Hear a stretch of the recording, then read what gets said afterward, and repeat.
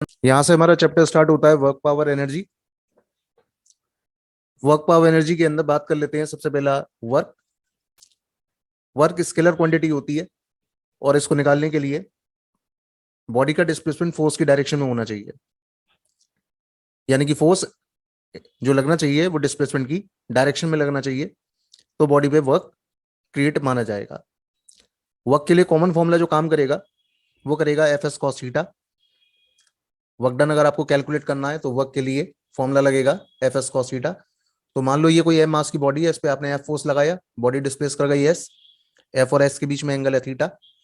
तो फोर्स का कंपोनेंट आपने डिस्प्लेसमेंट की डायरेक्शन में लिया, तो फोर्स का कंपोनेंट डिस्प्लेसमेंट की डायरेक्शन में हो गया एफ कॉस थीटा।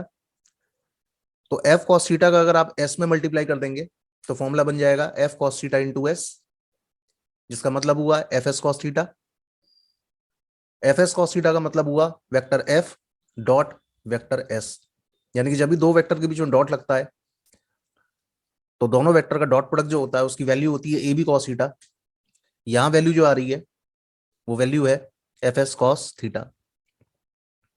तो ये निकल करके आ गया वर्क कैलकुलेट करने के लिए फॉर्मूला।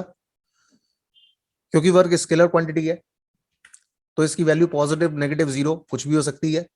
वैल्यू पॉजिटिव कब होगी? जब थीटा 90 से कम होगा। तो कॉस 90 से नीचे आने वाली वैल्यूज सब पॉजिटिव होती हैं, तो वर्क डन का आंसर आएगा पॉजिटिव। और अगर ये थीटा ग्रेटर देन 90 हुआ तो कॉस 90 से ऊपर की वैल्यूज होती है नेगेटिव, तो वर्क डन का आंसर आ जाएगा नेगेटिव। और अगर थीटा एग्जैक्टली 90 हुआ तो ऐसी सिचुएशन के अंदर वर्क डन का आंसर आ जाएगा जीरो, क्योंकि कॉस 90 की वैल्यू जीरो होती है। कहने का मतलब ये हुआ कि अगर फोर्स डिस्प्लेसमेंट की डायरेक्शन में है तो वर्क डन पॉजिटिव होगा, फोर्स डिस्प्लेसमेंट के अपोजिट डायरेक्शन में है तो वर्क डन नेगेटिव आएगा, और अगर फोर्स और डिस्प्लेसमेंट के बीच में एग्जैक्टली एंगल 90 का है तो वर्क डन जीरो होगा। तो मान लीजिए कि आपके पास कोई ब्लॉक है जिसका वेट है डाउनवर्ड mg, ये हो गया ग्रेविटेशनल फोर्स, और बॉडी को आपने डिस्प्लेस कराया s डिस्टेंस पर। अब आपको वर्क डन निकालना है। अब आपने वर्क डन निकाला ग्रेविटेशनल फोर्स के द्वारा, तो ग्रेविटेशनल फोर्स का फॉर्मूला mg, डिस्प्लेस है s, थीटा हो गया 90 का, तो cos 90 की वैल्यू हो गई जीरो। तो इस सिचुएशन के अंदर वर्क डन का आंसर आया जीरो। सिमिलरली अगर कोई बॉडी सर्कुलर पाथ पर मूव करती है तो सेंट्रीपिटल फोर्स जो होता है वो सर्कल के सेंटर की तरफ होगा, और वेलोसिटी वेक्टर जो है वो अलोंग द टेंजेंट होगा। तो इन दोनों के बीच में एंगल हो गया 90 डिग्री का। तो इस सिचुएशन के अंदर भी जो वर्क डन का आंसर आएगा वो आएगा जीरो, यानी work done by the centripetal force और work done by the body over a circular path with constant velocity is always equals to zero. Got it? Next बात करते हैं। तो ये तो मैंने आपको बता ही दिया कि वर्क डन का आंसर पॉजिटिव नेगेटिव जीरो कुछ भी हो सकता है। अब क्योंकि वर्क स्केलर क्वांटिटी है तो इसकी एसआई और सीजीएस यूनिट क्या क्या है? तो वर्क की एसआई यूनिट जूल होती है। 1 जूल का मतलब होता है जब 1 न्यूटन का फोर्स बॉडी को 1 मीटर डिस्प्लेस कराए, तो 1 जूल इक्विवेलेंट हुआ 1 न्यूटन मीटर के। और इसकी जो सीजीएस यूनिट होती है वर्क की वो होती है अर्क। 1 अर्क का मतलब हुआ जब 1 डाइन का फोर्स बॉडी को 1 सेंटीमीटर डिस्प्लेस कराता है, तो बॉडी का वर्क डन 1 अर्क के इक्वल कहलाता है। और अगर जूल और अर्क में हम रिलेशन निकालें तो 1 जूल की वैल्यू 10 की पावर 7 अर्क के इक्वल होती है। 1 जूल की वैल्यू 10 की पावर 7 अर्क के इक्वल होती है। वर्क के लिए जो हमने फॉर्मूला निकाला है, इस फॉर्मूले के अंदर जो फोर्स है वो दो तरीके का हो सकता है। या तो ये फोर्स कांस्टेंट हो सकता है। अगर कांस्टेंट फोर्स हुआ तो वर्क डन निकालने के लिए simply F S cos theta लगा देंगे, यानी कि आप F S cos theta calculate कर लीजिए। लेकिन अगर जो फोर्स है वो वेरिएबल हुआ, कैसा हुआ? वेरिएबल, यानी कि फोर्स डिस्प्लेसमेंट के साथ लगातार वेरी कर रहा है। कांस्टेंट का मतलब यह है कि फोर्स डिस्प्लेसमेंट के साथ वेरी नहीं कर रहा है। तो फोर्स और डिस्प्लेसमेंट का जो भी ग्राफ आता है उस ग्राफ के नीचे का एरिया वर्क डन बता देगा। लेकिन अगर फोर्स डिस्प्लेसमेंट के साथ लगातार वेरी कर रहा है, मान लो पोजीशन x1 से पोजीशन x2 के बीच में फोर्स वेरी कर गया डिस्प्लेसमेंट के साथ, तो ऐसी सिचुएशन के अंदर फोर्स और डिस्प्लेसमेंट का जो ग्राफ आएगा उस ग्राफ के स्लोप के नीचे का जो भी एरिया आएगा वो एरिया आपको वेरिएबल वर्क को रिप्रेजेंट करेगा। अब इस वर्क को कैलकुलेट करने के लिए ग्राफ का एक छोटा सा सेगमेंट आप अज्यूम कर लेंगे। उस छोटे से सेगमेंट का जो भी वर्क डन होगा उसको आप नाम दे देंगे DW। उस DW की वैल्यू होगी FDS के इक्वल। अब अगर आपको वेरिएबल वर्क निकालना है तो पहले छोटा सा वर्क डन निकाल लो ग्राफ से, जिसकी वैल्यू हो गई FDX के इक्वल। अब टोटल वर्क डन निकालने के लिए इस छोटे से वर्क डन को आप इंटीग्रेट कर दो लिमिट्स के अंदर, x1 से x2 लिमिट के अंदर। DW की वैल्यू पुट कर दो, वैल्यू है FDX के इक्वल। तो फॉर्मूला आ गया वेरिएबल वर्क डन कैलकुलेट करने का। इंटीग्रेट करना है FDX को x1 से x2 लिमिट के अंदर। आपको इंटीग्रेट करना है वर्क डन को, यानी DW को इंटीग्रेट करना है x1 से x2 लिमिट के अंदर। जैसे क्वेश्चन में कह रहा है कि f की value 3x³ minus 2x square plus 2x के इक्वल है। अब इस क्वेश्चन के अंदर अगर आप चेक करो तो फोर्स लगातार पोजीशन के साथ वेरी कर रहा है, और हमसे क्वेश्चन में कहा जा रहा है कि हमको वर्क डन कैलकुलेट करना है x1 = 0 टू x2 = 5 मीटर, यानी कि हमको 0 से 5 मीटर बॉडी को डिस्प्लेस कराना है। तो कितना वर्क डन होगा ये कैलकुलेट करना है। तो ये वेरिएबल वर्क का एग्जांपल हुआ। कैलकुलेट करने के लिए फॉर्मूला यूज करेंगे, x1 टू x2 इंटीग्रेट करना है FDX को। तो x1 की वैल्यू को आपको 0 पुट करना है और x2 की वैल्यू को आपको 5 पुट करना है। f की वैल्यू आपको क्वेश्चन में दे रखी है 3x³ minus 2x square plus 2x। इसकी वैल्यू को उठा करके आप f के अंदर पुट कर लें। तो आप इसके अंदर जैसे f की वैल्यू को पुट करते हैं तो 0 से 5 f की वैल्यू को हमने पुट किया, माइनस का 3x³ minus 2x square plus 2x into dx।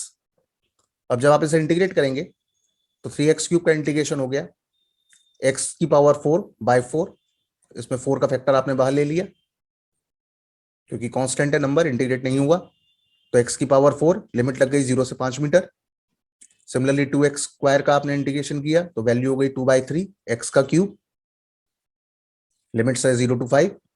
और 2x का इंटीग्रेशन आपने किया तो 2x का इंटीग्रेशन हो गया 2/2 इंटू एक्स स्क्वायर, यानी 2x dx का इंटीग्रेशन हो गया 2/2 इंटू एक्स स्क्वायर।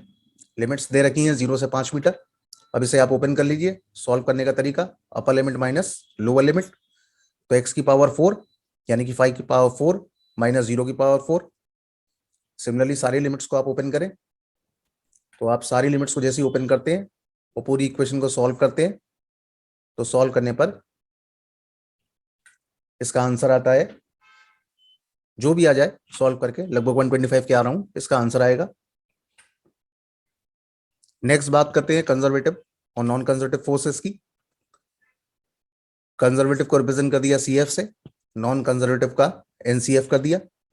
तो कंजर्वेटिव फोर्स उनको बोला जाता है जो कि पाथ इंडिपेंडेंट होते हैं, और नॉन कंजर्वेटिव फोर्सेस वो होते हैं जो कि पाथ डिपेंडेंट होते हैं। कंजर्वेटिव फोर्सेस के अंडर में हमेशा क्लोज पाथ पे किया गया वर्क डन हमेशा 0 होता है, ये बात याद रखनी है। जबकि नॉन कंजर्वेटिव फोर्सेस के केस के अंदर क्लोज पाथ का वर्क डन कभी भी 0 नहीं होता है। यानी अगर वर्क डन पाथ डिपेंडेंट है तो लगने वाला फोर्स नॉन कंजर्वेटिव है, और अगर वर्क डन पाथ इंडिपेंडेंट है तो लगने वाला फोर्स पाथ इंडिपेंडेंट है। अब कंजर्वेटिव फोर्सेस के कुछ एग्जांपल याद रखने हैं, जैसे कि इलेक्ट्रिक फोर्स हुआ, ये कंजर्वेटिव फोर्सेस के अंदर आता है। ग्रेविटेशनल फोर्स हुआ, जबकि जो फ्रिक्शनल फोर्स हुआ, विस्कस फोर्स हुआ, ये सब नॉन कंजर्वेटिव फोर्सेस होते हैं, पाथ डिपेंडेंट होते हैं। इलेक्ट्रोस्टैटिक फोर्स कंजर्वेटिव इसलिए है क्योंकि अगर आप एक चार्ज को किसी दूसरे चार्ज के अराउंड सर्कुलर पाथ पर रोटेट कराते हो तो ऐसी सिचुएशन के अंदर जो वर्क डन होगा वो 0 होगा, यानी कि इनिशियल और फाइनल पॉइंट एक ही होने की वजह से वर्क डन पाथ पर डिपेंड नहीं करेगा। सिमिलरली नॉन कंजर्वेटिव फोर्सेस के अंदर अगर बात करें तो एक बेस्ट एग्जांपल इसका फ्रिक्शन है। इसके अलावा विस्कस फोर्स होता है, या स्प्रिंग फोर्स का आप नाम ले लें, ये नॉन कंजर्वेटिव के अंदर आते हैं। यानी यहाँ जो वर्क डन होता है वो पाथ पर डिपेंडेंट होता है। तो ये दोनों के बीच में डिफरेंस है। हमारा अगला टॉपिक है एनर्जी। वर्क यहाँ पर कंप्लीट हुआ। एनर्जी की बात करते हैं तो एनर्जी का मतलब है कैपेसिटी टू डू वर्क। इसकी यूनिट्स की अगर बात करें तो इसकी यूनिट होती है जूल और कैलोरीज, ये तो बिगर यूनिट्स हो गई। इसके अलावा स्मॉलर यूनिट्स के अंदर अगर आ जाएं, यानी कि क्वांटम लेवल पे अगर आ जाएं एटम्स के अंदर, तो एनर्जी की जो यूनिट लगती है वो होती है इलेक्ट्रॉन वोल्ट, इसे EV से रिप्रेजेंट करते हैं। इसके अलावा CGS यूनिट जो होती है एनर्जी की वो काउंट की जाती है अर्क्स के अंदर। कैलोरी और जूल में एक रिलेशन आपको याद रखना है, 1 कैलोरी 4.2 जूल के इक्वल होता है। 1 calorie is equal to 4.2 joule. इसको हम मैकेनिकल इक्विवेलेंट ऑफ हीट भी बोलते हैं। और जूल और कैलोरी में रिलेशन पहले डिस्कस हो चुका है कि 1 जूल जो होता है वो 10⁻7 अर्थ के इक्वल होता है।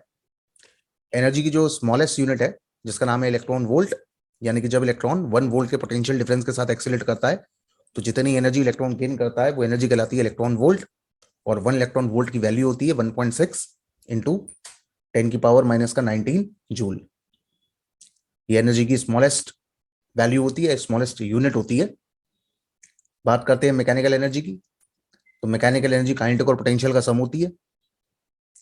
Mechanical energy is the sum of kinetic energy and potential energy. Law of conservation of mechanical energy का मतलब है चेंज इन काइनेटिक एनर्जी हमेशा चेंज इन पोटेंशियल एनर्जी के इक्वल होगा। काइनेटिक को के से रिप्रेजेंट करते हैं और पोटेंशियल को यू से रिप्रेजेंट करते हैं, तो चेंज हो गया डेल्टा के काइनेटिक का और डेल्टा यू पोटेंशियल एनर्जी का चेंज हो गया। यानी कि law of conservation of mechanical energy के अकॉर्डिंग अगर बात करें तो loss in kinetic energy is equals to gain in potential energy and vice versa, यानी एक का लॉस दूसरे का गेन कहलाता है। This is law of conservation of mechanical energy. सबसे पहले बात कर लेते हैं काइनेटिक एनर्जी की। तो काइनेटिक एनर्जी का मतलब है वो एनर्जी की जो कि बॉडी के अंदर मोशन की वजह से डेवलप होती है। एम मास की बॉडी है, मान लो वी वेलोसिटी से मूव कर रही है, तो बॉडी के अंदर जो काइनेटिक एनर्जी होगी वो काइनेटिक एनर्जी डिपेंड करेगी बॉडी के मास पर और डिपेंड करती है बॉडी की वेलोसिटी के स्क्वायर पर। दोनों रिलेशन को अगर कंबाइन कर दें तो फाइनल रिजल्ट आता है काइनेटिक एनर्जी का ½ mv²। ये जो काइनेटिक एनर्जी निकाली गई है इसका नाम होता है लीनियर काइनेटिक एनर्जी, क्योंकि इस सिचुएशन के अंदर बॉडी केवल स्लाइड करती है या स्लिप करती है, तो इसको स्लिप या ट्रांसलेटरी काइनेटिक एनर्जी बोल देते हैं या लीनियर काइनेटिक एनर्जी बोल देते हैं, जिसका फॉर्मूला होता है ½ mv²। अगर बॉडी रोल करती है तो जो काइनेटिक एनर्जी डेवलप होगी उसे नाम दिया जाएगा rolling kinetic energy. Body roll तभी करेगी जब स्लिप के साथ बॉडी रोटेट करे, तो स्लिप और रोटेट अगर दोनों मिला देंगे तो जो काइनेटिक एनर्जी आती है उसे बोलते हैं रोलिंग काइनेटिक एनर्जी।